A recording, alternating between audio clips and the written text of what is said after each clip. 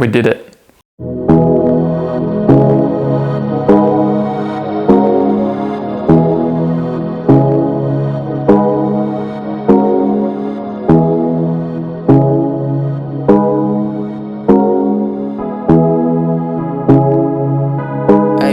So 5 weeks later,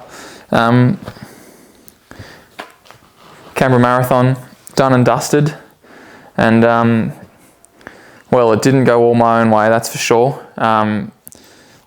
Tough course, so well done for everyone that got it done. If you raced, it was a bit windy too, but we came home with the chocolates, so pretty happy. But let's recap the day. So starting off, got up at 4:15 in the morning, had some breakfast here at home, and then put the kit on and drove down to the race start. Obviously in the dark, the race started at 6:15, so it was only just getting light when we started. When I arrived, it had just started sprinkling a bit, so there was a bit of rain, not really much, but just a little sprinkling. So warmed up in the dark, went to the bathroom a couple times, as you do before a race. Got all the body activated, and then got on the start line. Had a look around, didn't really know many people there, starting in the priority wave where I was starting at the front, but was definitely excited to get underway. Basically, the gun went off, and we went out, started in, it split up pretty quickly actually. There was 3 of us basically together after the 5K mark. There was just a group of 3 of us, and I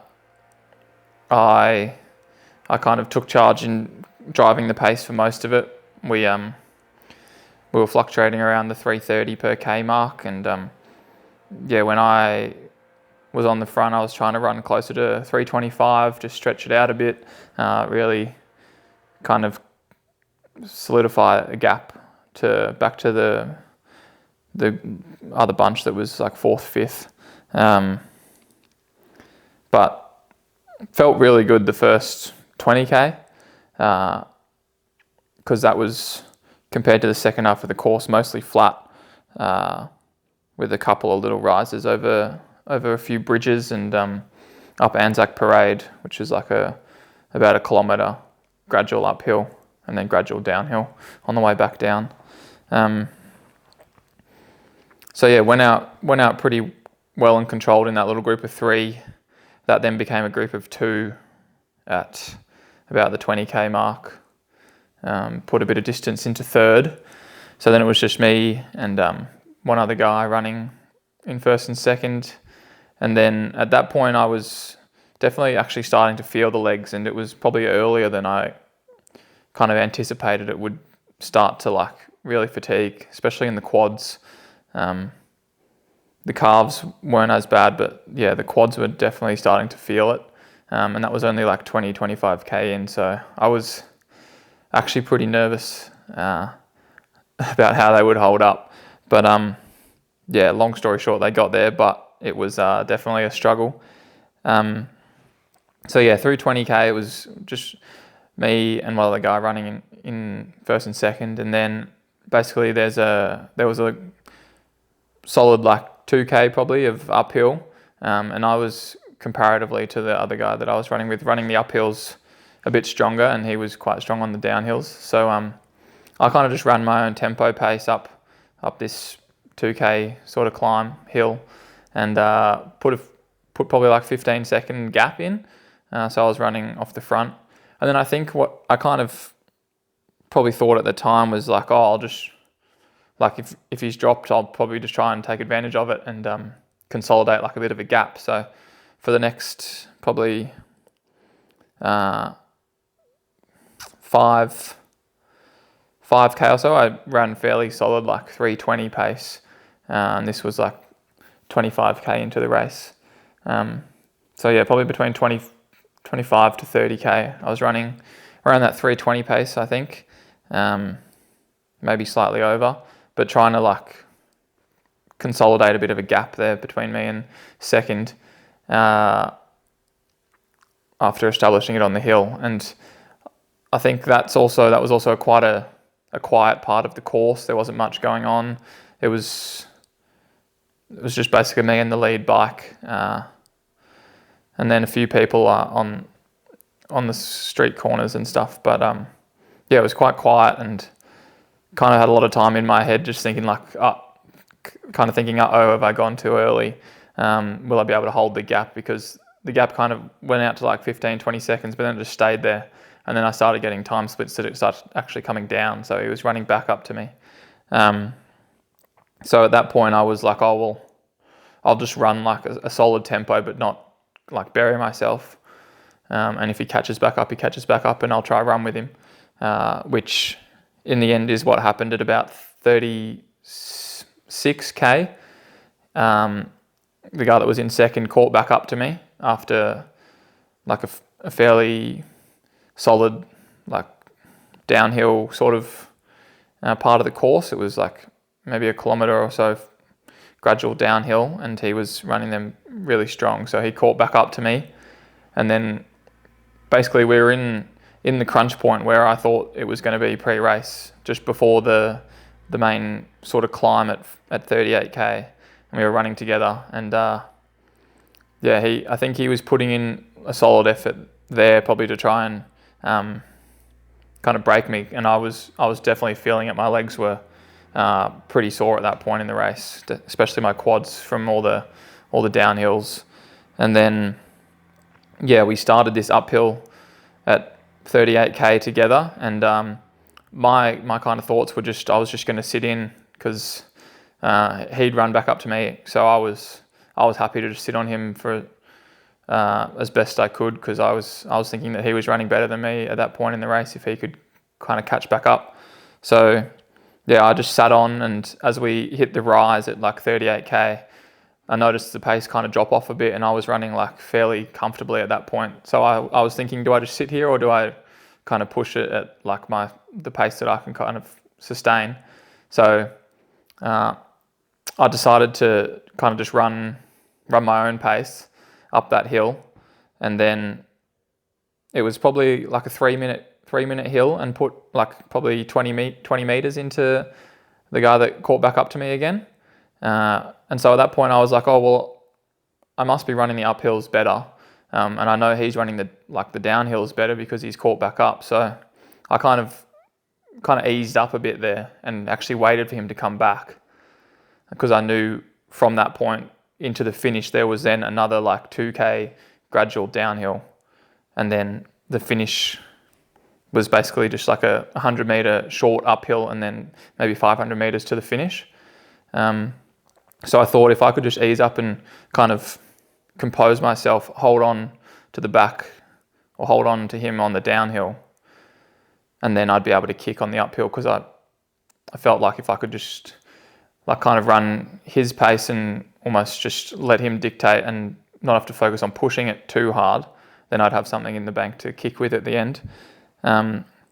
So yeah, that was kind of my mindset going into that.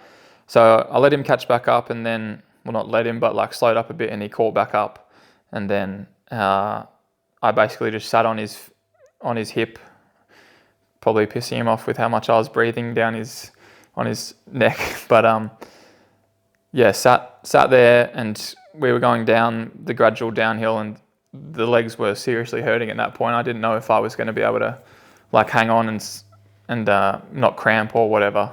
But yeah, we ran that downhill pretty solid, like sub 320 per K almost, I think, through like kilometers 40 to, or 39 to 40.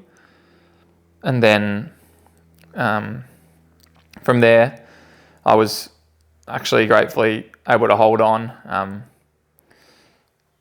Yeah, it was that was probably the toughest part of the course for me, just trying to hold on that downhill.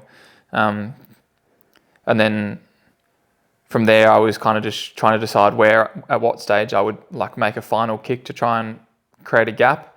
And so we come along the front down by Kingston in the last kilometre, a bit of a flat, and then it kicks uphill for maybe 100, 200 metres. And initially I wasn't going to go at the bottom, because I thought, well, that's still like a solid 800 metres left, and if I go too early and then die, then that's going to not be very good.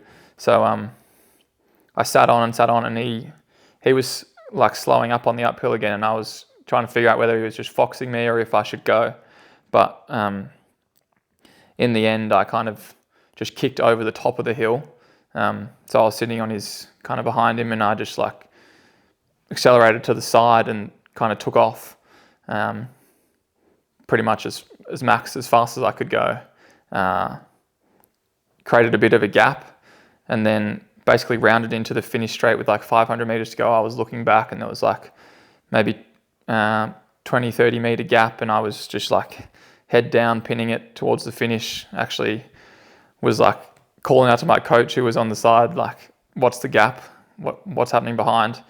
And he was like, oh, you've broken him. It's like 50 meters. So I just like head down, kept charging, and then, got into like the chute, 100, 200 meters to go. Had a look back and saw that the gap was definitely there. So that's when I knew that we'd done it, got the win, and it was pretty ecstatic in the chute. Tried to pump up the crowd a bit, but it was great to take the tape, especially after having this race on the cards for such a long time, and probably the key, probably the biggest goal for the first half the first quarter of this year at least, to try and win that race. So that was really good to be able to get it done, and also to be like challenged, because based off the last few years' results, the winners kind of run like a 2:28 or 2:29 sort of time, and obviously like this year was a new course, but I had to go 2:24:49 to win it, and the guy that was in second was only 20 seconds behind me. So it was really good to have like a good run battle out there. We were basically together or separated by less than 20 seconds the whole day. So that was a really good run, to have someone else to kind of race as well. And then the guy in third was, I think, about 3 minutes back, but he was with us for at least half the race and held on well. So knew that if I overcooked it and blew up, I was definitely in no way safe from falling off the podium. It was so much fun, a great atmosphere out there, and so good to be able to do it in front of like all the friends and family that were here, and on local roads. And the guy that ended up finishing second as we were running at like 5k, 6k in, when we were just cruising really, he was like, oh, you seem to have the home crowd advantage, which was very much true. There was a lot of cheers out there, so thank you for that. But today, Monday, the body is pretty cooked. The legs, at least, as you probably saw me sitting down here, quite sore, especially the quads. I think all the undulations, especially in the back half of the race, really fatigued the quads. And I actually felt my legs kind of like start to degrade a lot earlier than I kind of thought I would. I started feeling like heavier in the legs at around 20k, and I was like, oh, that's a bit early. That might come back to bite me a bit, considering like at that point we still have another half marathon left to run, and most of the elevation in the race as well comes in the back half. So I was certainly in my own head at that point, wondering if I'd gone too hard, but I mean, they managed to hold on, but they're pretty sore today.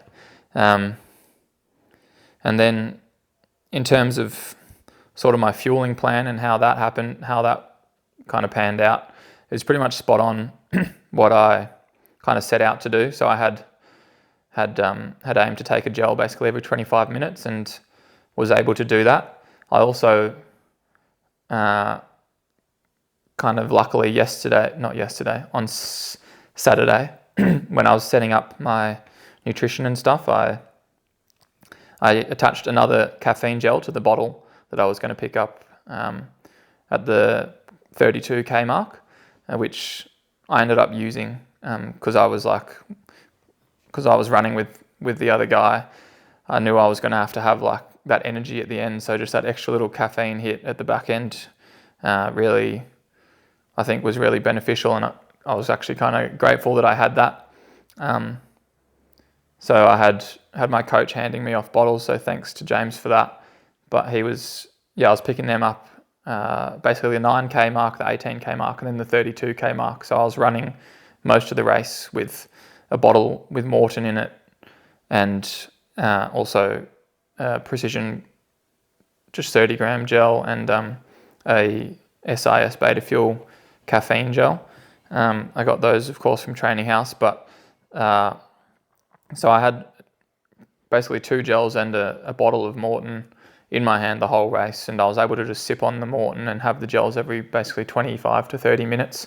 So I felt my fueling was actually really good, constantly kind of taking stuff in, and there was no point in the race that I actually felt like my energy was depleted. It was more just my legs were like kind of falling apart. So I think the fueling was spot on.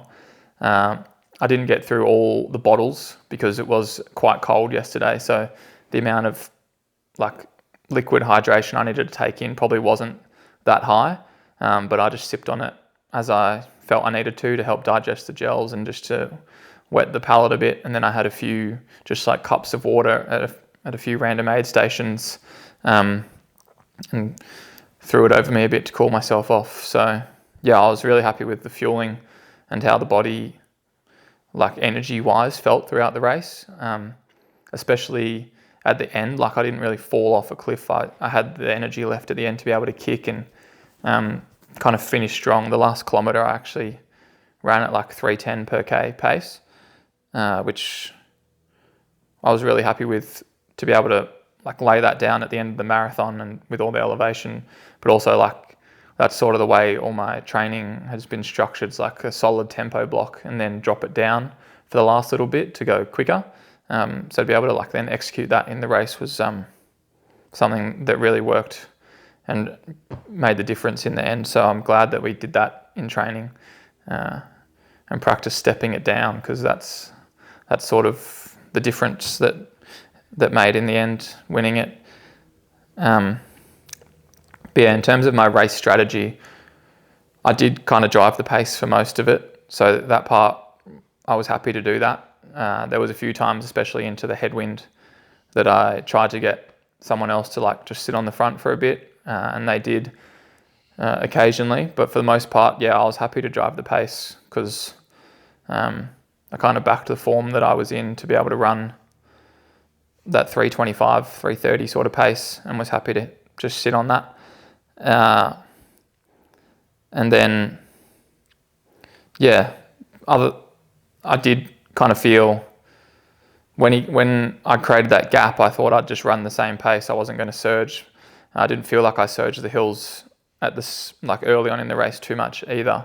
But in terms of the back end of the race, where I thought the big decisions would be made if there was a group left, I didn't really back myself to try and make a solid gap on that hill with like 4k to go, because I knew there was that big downhill coming back down off the back of the hill, and that the guy in second was running those really well, and it would have been probably worse if I had have created a gap and spent a fair bit of energy creating a gap, and then he ran back up to me again, and then we had to sort of like kick again for the finish. So because I recognised that I was just running the hills sort of better, I kind of backed myself to just not run that main hill with 5k to go as hard, and then just kind of prepare myself to hold on the downhill, and then back myself knowing that there was a little hill going into the finish within the last k. So knew I could kind of use that to try and separate a gap. So that's that's probably the only point that my sort of strategy from pre-race differed. But yeah, overall, really happy with how it went. Obviously, that's the first marathon I've done not in an Ironman. So a lot of people ask, like, how does it compare? I think in an Ironman, you do have like obviously the waves, but I think they're not as much as in just a pure marathon. The waves of like how you're feeling, because because you're just running a higher pace in just a straight marathon. I think the legs really degrade more, and you're more.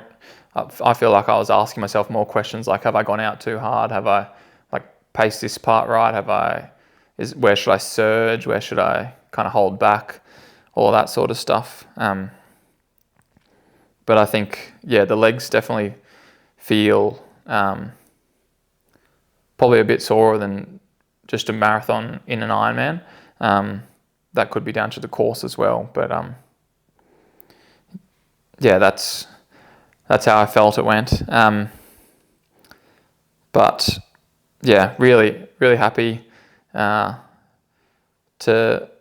end up winning. Obviously, putting together this series and putting it all out there, saying that I wanted to win, would have been quite a kick in the guts to go out and not deliver. So I think a lot of people ask, like, why did you say that you wanted to win? Like, you didn't know who was turning up, and anything could have happened. But I think sometimes it's just like, previously I've put out expectations that I want to get out of myself and not met them, and felt that I wasn't able to like kind of perform because I'd put those expectations on myself. So I wanted to kind of prove to myself that I could place reasonably high expectations on my performance and then deliver on it. So that was also something that I was kind of trying to practice by doing this. And also a reason why I didn't really go in with a time goal as such, more as like an outcome-based goal. Obviously, if someone came and ran sub 2:20, I probably wasn't in that sort of shape. But I knew that I would have a range, hopefully somewhere between like 2:25, 2:30 for the marathon, and would be able to run it in a few different ways depending on who showed up to try and win it, and I just wanted to race it. So I'm glad that I kind of put that expectation out there. But yeah, having said that, 2:24:49 was what it took to win, and stoked with that time. That's the last marathon I did at Ironman Cairns was a 2:41. So if you're going to compare them, that's like 16, 17 minutes faster. But obviously I haven't swum and ridden before the marathon on the weekend. But yeah, I definitely think I'll be back to do Canberra Marathon again, and also probably go and try do another marathon that's flat and see if I can get down to 2:20 or below, because that would be pretty cool. And really happy with the result, really happy with the way the body performed. And now we go back into triathlon world. I've got Ironman 70.3 Western Sydney in 3 weeks. So try and get the body right, get the recovery in, and then get back to work for that. And then all in the build up to Ironman Cairns in June. So see if we can put together a run like that in Cairns. That would be something special. Try and maybe go around 2:30 in Cairns, see what we can do. But yeah, really happy with the race. Thanks for following along, and we'll see you next time.